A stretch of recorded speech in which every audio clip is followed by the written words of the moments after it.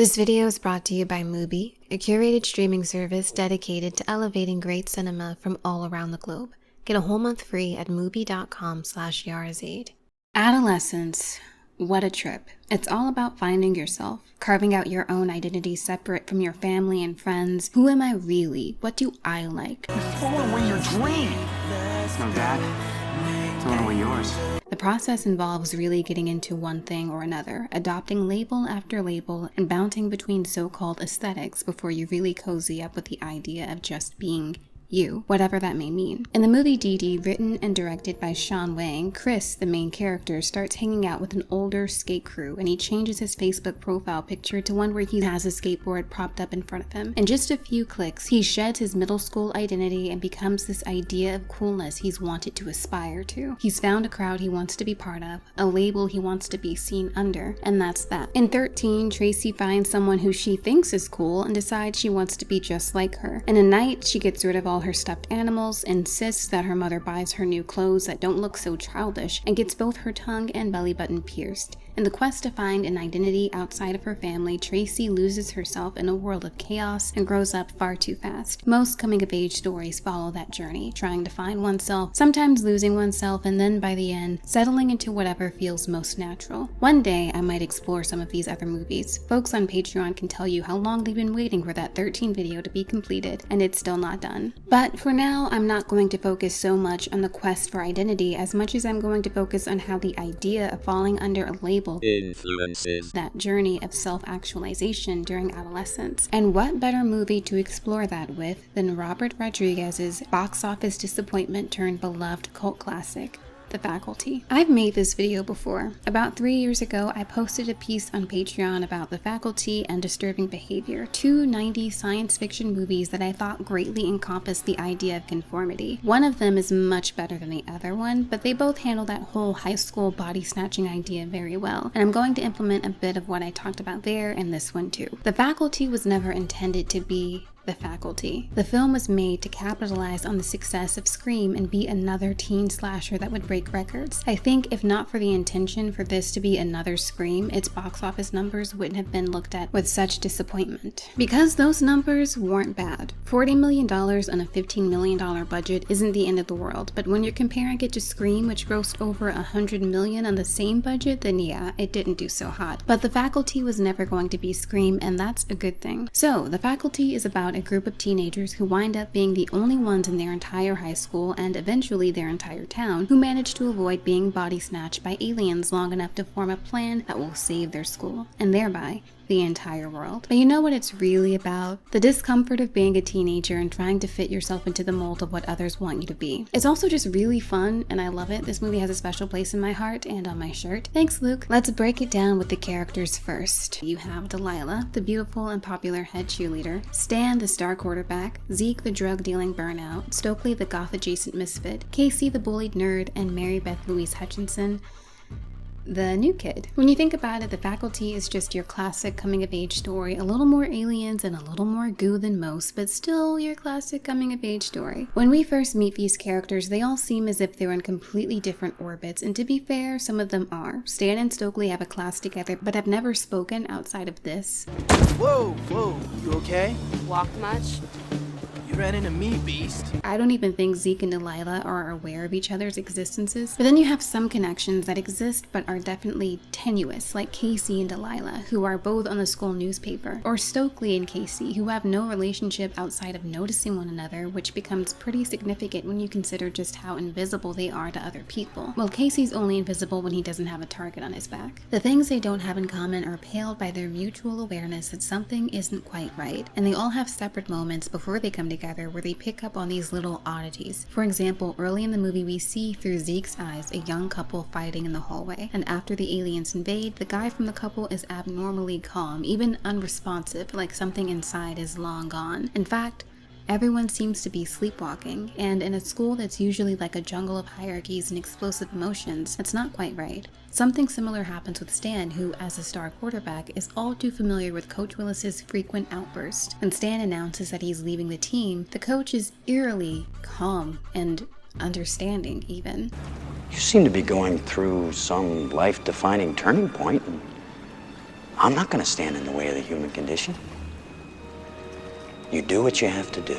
Because of how these characters are written, and because of their very different social statuses, they all pick up on different aspects of the invasion that they are later able to piece together into the big picture. And as they go about trying to save their town from impending doom, they all learn a little more about each other. Delilah is picture perfect and is very fixated on how people perceive her and anyone she's involved with. Keep the hair the same, okay? No hairspraying, no teasing, just elegant. In other words, superficial as hell. At home, she's dealing with an alcoholic mother and the aftermath of losing her father. Her obsession with her looks could just be her being a superficial teenager, but really it's a way for her to have control over something, no matter how meaningless. Stokely is the emo type, an outsider who spends her lunches alone and delights in reading science fiction paperbacks. She shields herself from the threat of letting other people in, protects herself from disappointment by staying isolated and hiding behind her clothes and her fiction. You get the feeling that Stokely wants to be invisible because that's easier than being perceived. People view her as the outsider basket case who thinks she's above it all, but inside I think Stokely wants to interact with her fellow students more. I mean, she likes the football games enough to know how the team won, but no one expects that from her. Last year after we won the 2A conference, That was thanks to you and your completed passes.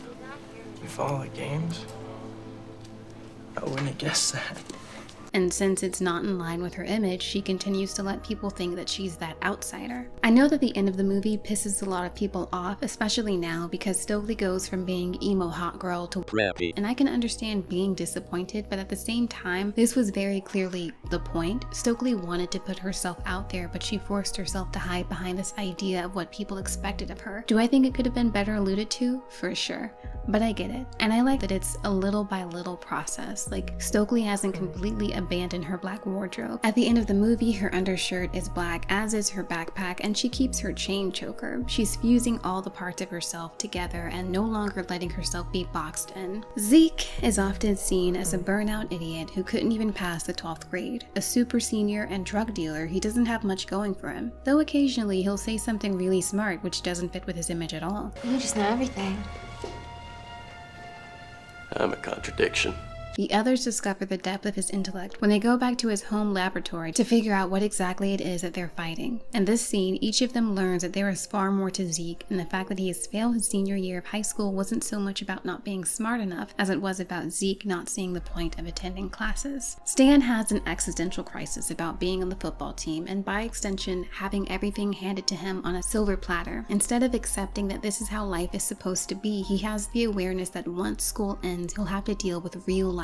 And real life won't be as easy as this. He's thinking about the future and where he'll end up as someone who's never taken his academics seriously. How he's passed every class he should have failed because the school board cares more about the football team winning every game than they care about their students actually learning something. Out of all the arcs, I really appreciate Stan's. Maybe it's because he is hyper aware of the pressure that comes with labels. Maybe it's because he was trying to get away from it before the invasion starts. Maybe it's the self-awareness that it takes to be a teenager who is handed everything and still realize there's something unnatural about that. Or maybe it's just because of how proud he was of the D he got on that biology exam he studied for, and that a teacher changed to an A to congratulate him on winning the game. Must really blow being you.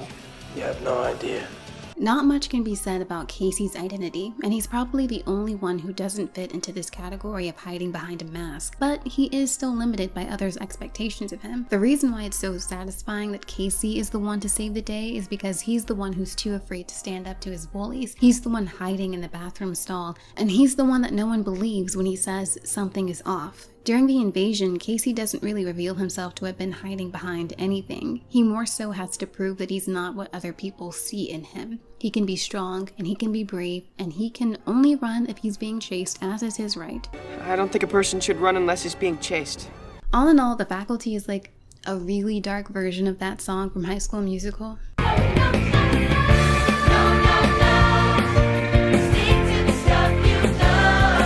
The group realizes in order to stop the invasion, they have to kill the Queen, and at first they think the Queen is Principal Drake, played icily by BB Newirth, but it turns out it's the new kid. I'm telling you, my jaw dropped when I first saw that. I couldn't believe it. I do enjoy Mary Beth's final monologue where she talks about what she saw in each of them, how their fear and isolation was something she felt as soon as she arrived at the school, and that in her world, they wouldn't have to deal with any of those negative emotions, that people could live in harmony and be true to themselves.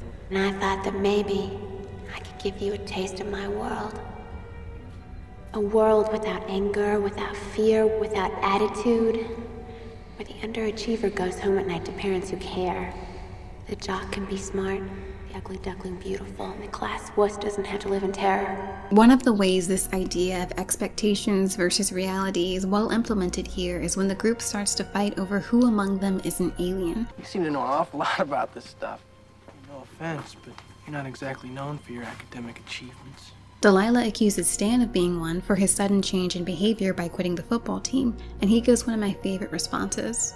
I'm not an alien, I'm discontent. In the end, when they all start arguing about who's really who, it doubles as a climatic moment of panic and as an acknowledgement of the fact that they don't really know each other because all of them, every single one, is either hiding behind a mask or overshadowed by people's perceptions of them. While the movie is a dissection of these archetypes and how people rarely fit into them completely because people are, of course, more complex than tropes, it also uses the archetypes to foreshadow things about who the real invader is. The main homages we see in The Faculty are to The Breakfast Club and The Thing. Of course, Invasion of the Body Snatchers is a big one, but Breakfast Club and The Thing have the most homages. It uses the archetypes in The Breakfast Club to foreshadow who the real invader is. Casey's a nerd or a brain, much like Brian. Zeke with his drug dealing is a criminal, much like John. Stan the jock like Andrew. Stokely a basket case like Allison. And lastly, Delilah a princess like Claire. But there's no archetype for Mary Beth, which immediately outs her as an alien. It's actually written in a very clever way, and I don't think it gets enough credit. Even to this day, too many people look at The Faculty like it's just this silly movie, and while it is silly and fun, I don't think it gets enough credit for how brilliant its homages are to science fiction and to the booming teen flick era of the 1980s. Also, the character work, as I've established over the last few minutes, is pretty well done, and I think it's just really brilliant to explore a theme like this with alien invaders. Mary Beth may have been a colonizing alien ready to deplete Earth of its natural resources, but she was onto something. I know you pride yourself on being the outsider, Stokely. But aren't you tired of being something you're not? The only thing I hate about this movie and cannot excuse is Zeke and Miss Burke. Hate that. It's gross. It's weird. Does not matter that he's 18. Yuck. MUBI is a curated streaming service dedicated to elevating great cinema from all around the globe. From iconic directors to emerging auteurs, there is always something new to discover. With MUBI, each and every film is hand-selected by its team of curators. Discover the best of cinema at your fingertips, streaming anytime, anywhere. Today I want to highlight Zia Anger's feature film debut, My First Film. Whether you realize it or not, you've very likely seen some of Anger's work. She's directed music videos for many talented musicians, including Angel Olsen and Beach House. Her most frequent collaboration has been with singer-songwriter Mitski, with Anger having directed 4 different music videos, each and every one of them memorable. In My First Film, Anger turns the camera on herself, metaphorically speaking, and explores the creative process as a means of producing life. It's a semi-autobiographical portrait that questions artistic integrity and the imponderable creative struggle. What constitutes art? What does it take to make it? And why does it hurt so much when you have to walk away? My First Film is a unique MUBI production and is an exclusive part of MUBI's Millennial Meltdown collection. If you're interested in seeing it, take this opportunity and try MUBI free for 30 days at mubi.com/Yarazaid. That's mubi.com/Yarazaid for a whole month of great cinema for free. Invasion of the Body Snatchers. Small town gets taken over by aliens. That was a joke. Fuck you, titbags. Well, everybody calm down. Out of your fucking mind. I'm not taking any chances. I leave for 5 minutes, I come back and everyone's a fucking alien. Do you think I'm a drag for the aesthetics? Guaranteed to jack you up. Pretty cool human being when you're not being a first-class grade A bitch. I'm not putting that hack drug up my nose. It's so 80s. Aliens are taking over the Earth. Wait. Just doing my part to the deconstruction of America. Ask me something, Mary Beth. Why are you naked? Casey, when did you become Sigourney Weaver? And get a fucking eye dog. Maybe if you didn't paint your fucking eyes shut. Alright, fuck this, I'm out of here.